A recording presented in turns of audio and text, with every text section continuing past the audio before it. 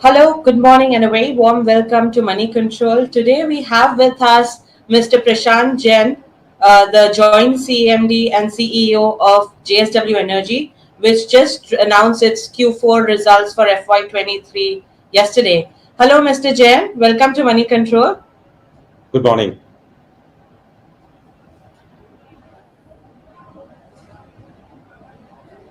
Good morning, Shweta.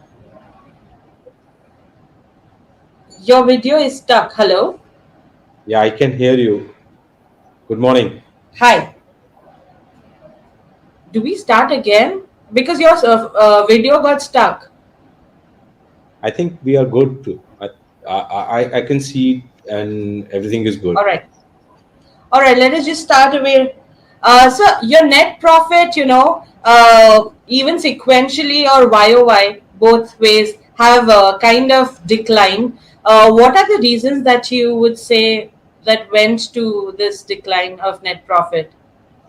So, Shweta, we need to see the numbers in the perspective. Last year, in the quarter four, there was a one regulatory true-up income in our hydro business, because of which we got around 582 crore, and that's if you exclude that, then last quarter our EBITDA was up by 8%, and for the quarter the profit was down by 7-8% on an adjusted basis, primarily because of higher interesting outgo on the current quarter, because we have increased our debt to lever up the balance sheet. But year as a whole, for the entire year, our profit after tax was up on an adjusted basis by 5%.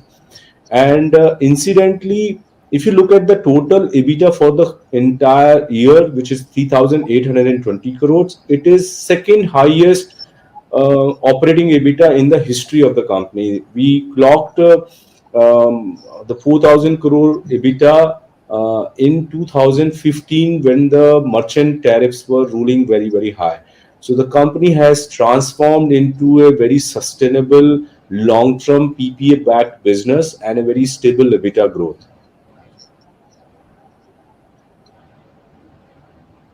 Right. Sir, and if we see the results, the revenue from the thermal segment shot up by almost say 40%, but the same from the renewable segment has declined by almost 64% or so. What is the reason for that? So again, you are comparing because of the one-time income which is coming up from the hydro business. Otherwise, our renewable generation was also up, and same was the revenue, which was also up. In terms of the thermal, the revenue was up because of the coal prices were ruling at a much higher prices as compared to the last year, which is going to taper off in time to come. In our business, we would need to see the balance sheet growth and the EBITDA growth, because we are operating like a bank, where with our cash we lever it up by 3 times, 4 times, and then we enter into the long-term PPA contract and build the businesses. And how big our balance sheet is growing, that is more important, and how much EBITDA we are growing, and how much PBT and profit after tax we are growing. So without dilution of the equity, and this is where we are playing our cards absolutely right. Our EBITDA has grown in the whole year as compared to the previous year. Same is the profit after tax. If you have to exclude the one-off income which we are getting on and off, because we are a conservative company, we do not acknowledge any other income until and unless it is realized. So there are a lot of disputed income which discoms do not pay on time, or true up income, or various other thing. We do not account in our balance sheet, even if we are 100% confident we are going to get it. We recognize them on as and when received basis, and that's why these one-off income keep on coming to us. But on a sustainable operating basis, our revenue as well as EBITDA is going up. Right. So then, could you tell us something about the capex plan for 2024? And if you could give a breakup sectorally, how it is going to be. 2021, we announced a capital expenditure program of 16,700 crore, which is undergoing. Along with that, we also started the additional acquisition and a further capital expenditure program by another 5,000 crore. So in totality, 32,000 crore capital expenditure program had been undergoing since last 18 24 months time frame, which will get completed by calendar year 2024. So of this, I think another 10,000 crore is yet to be spent, and which we will be spending in the current financial year, which is FY24.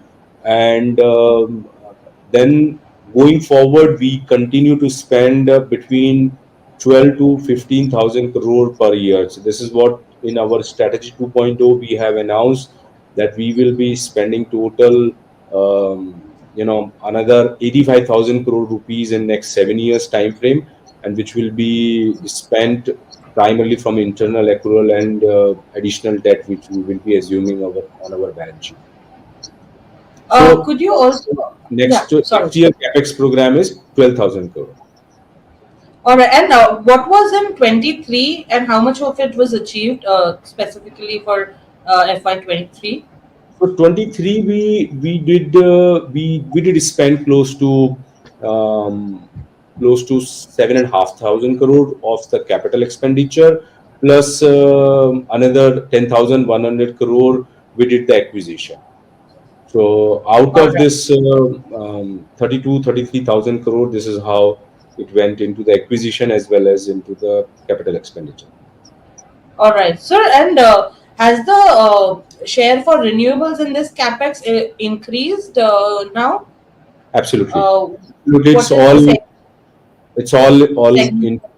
it's all into the renewable, other than 2,000 crore or 1,700 crore is going to be spent into the thermal segment.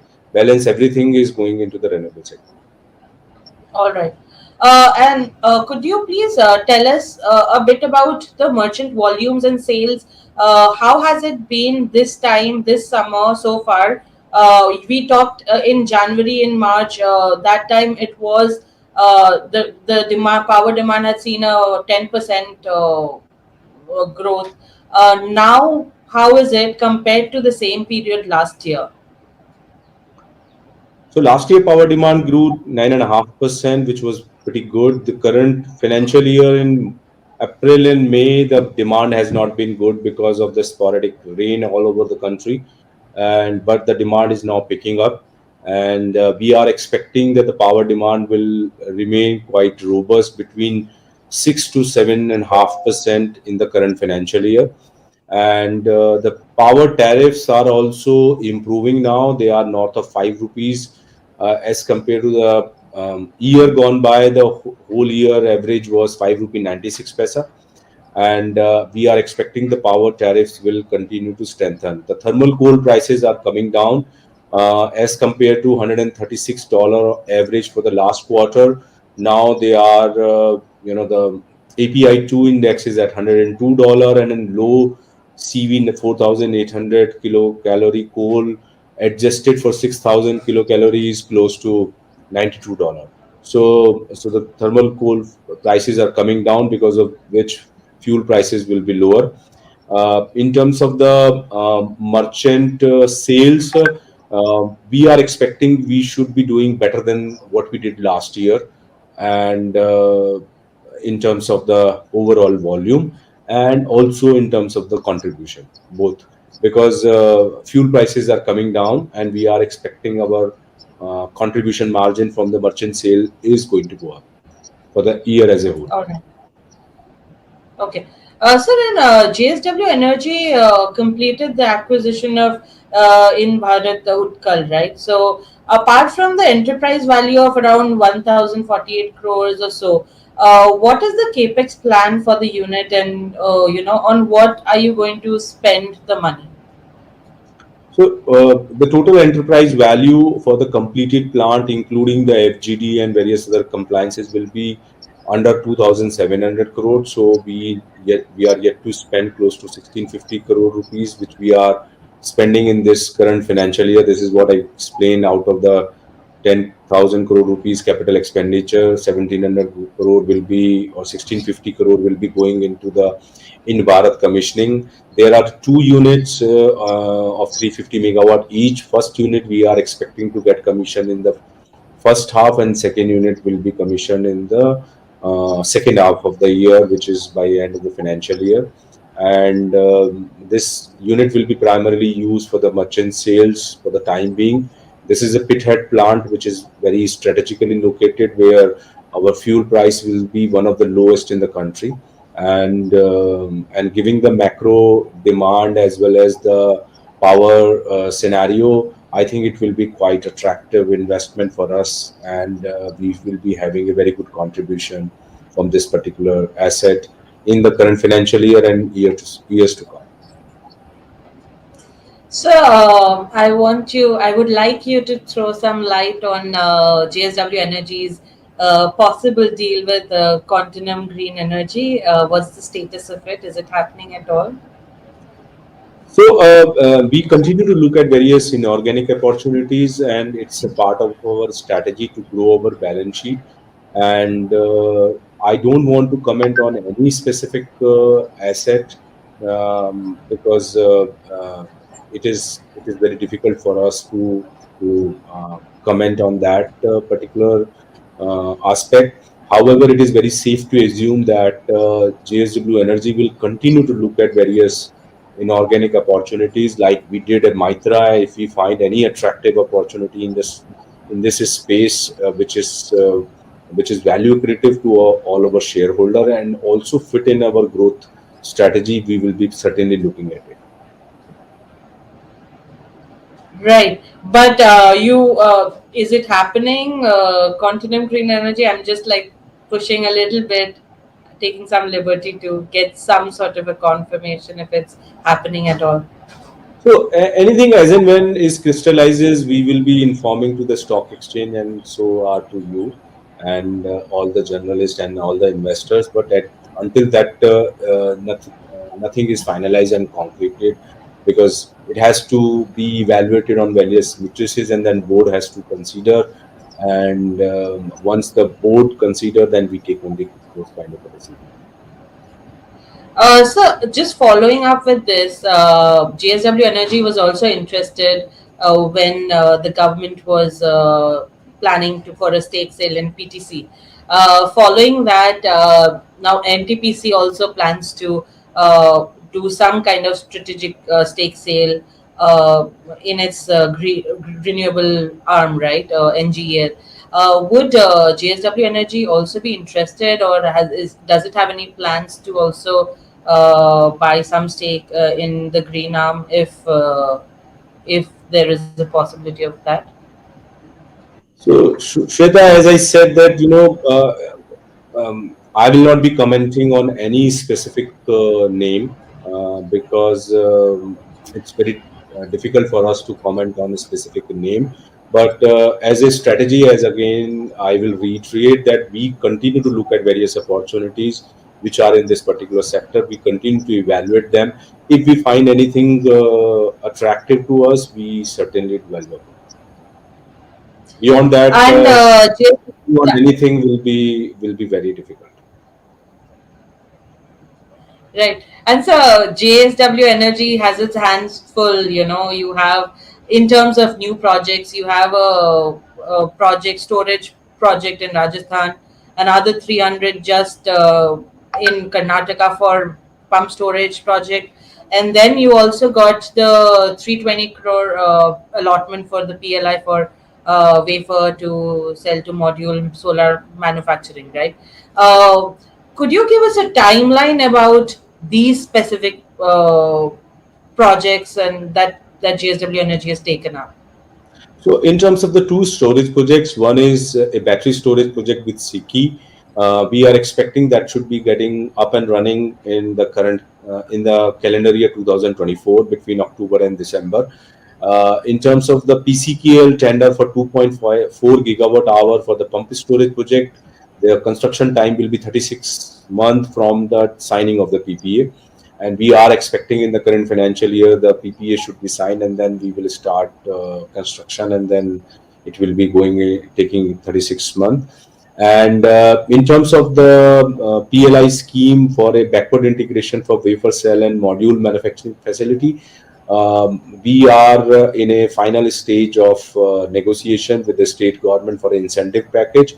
We are expecting that this will be completed in the by calendar year 2024 itself. So now another 18 months time frame, this will be also up and running. So all these projects will be funded by internal accrual as well as the debt which we will be undertaking. The project cost for wafer cell and module manufacturing will be around 1600 crore, and for hydro pump storage it will be approximately 2000 crore. All right, all right. Sir, circling back to the SECI tender of 500 megawatt battery storage in Rajasthan, have the PPAs been lined up? And if so, and yeah, if you could talk about the PPAs, has it been lined up? So it's in the final stage. I think sooner than later it will be signed. So we do not see any kind of difficulty in that particular All project. right, and could you give us a sense of the rate at which? So this is a 60% capacity is tied up with the SECI, in which there is a lease rental of around 1.08 million rupees per megawatt per year contract. So these are the lease rental contracts, all the storage capacity. So based on that, we are expecting that we will be getting mid-teen to high-teen or maybe higher equity IRRs. Sir, I've been talking to a lot of solar developers. I mean, these OEMs. Now that you are into getting into this, but there are still, despite the PLI, despite the government's push, there are challenges in terms of raw materials. Some say that even glass manufacturing is not as much as that the need has been witnessed. So, what are the challenges that you are facing in your manufacturing lineup for solar modules? So we are going to see the challenge once we start manufacturing. So far, we are not privy to the kind of a challenges they are facing. See, the way we are looking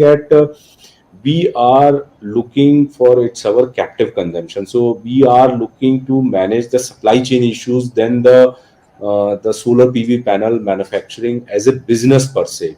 So I am looking this opportunity for my captive consumption, and also the value arbitrage what we are going to get if I am importing from China or I am buying from any domestic PV panel manufacturer versus what will be the my cost and return on my investment. So based on that basis, I am finding that this is a very attractive investment, and which will also ease out our supply chain issues and technology issue, and we will be able to produce power at a very attractive cost, and thereby our equity IRR will be boosting.